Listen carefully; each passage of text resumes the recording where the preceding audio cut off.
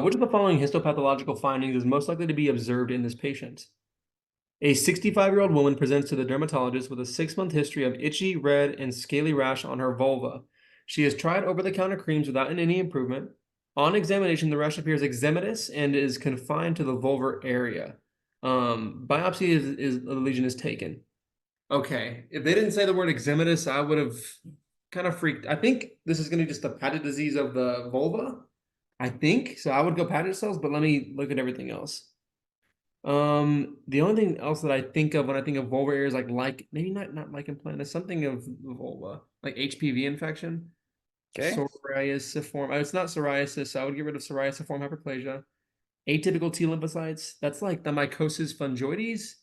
I don't get that from this. Atypical melanocytes is like melanoma. I don't get that from this. Acid fast bacilli. Bacilli acid fast. Is that just tuberculosis? I don't know what it's supposed to be. So I would go with Paget cells. Okay. Oh, So lichen, over-the-counter cheese, lichen sclerosis or lichen planus, both are characterized by presence of atypical T lymphocytes on mm, histopathology. So I think you're very, very close here. Okay, so Paget cell is not a bad one, but how do I say this?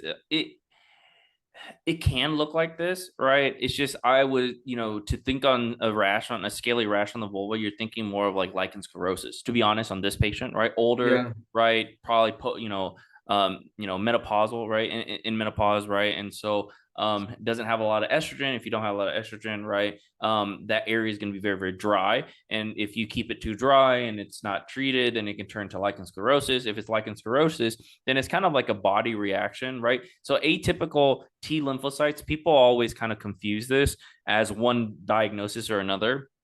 I just want you to know it's just reactive T lymphocytes. That's what it means. Like T lymphocytes are reacting. That's what Mhm. atypical T lymphocytes. It doesn't always have to mean Mycosis fungoides. yeah, mycosis fungoides, or it doesn't always have to mean like, what is it called? Like mononucleosis or mono, right? Mhm. The reason why we describe it like that is like we look at it and it's like, oh shoot, that's a T lymphocyte that looks really weird, right? And so it could mean a lot of things. It could mean, lymphoma, leukemia, it can mean any of those things, right? So the reason why it's reactive here is because it's a skin issue, right? Without estrogen, and your body's kind of like overreacting and causing kind of that lichen sclerosis kind of picture. Okay.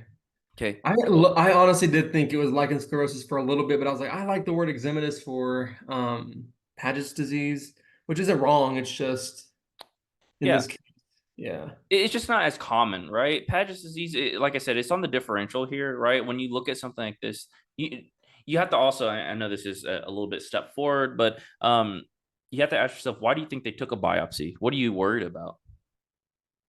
Cancer.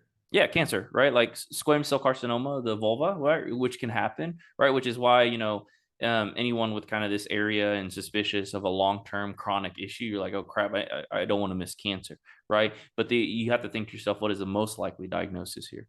So Yeah. Yeah. Okay.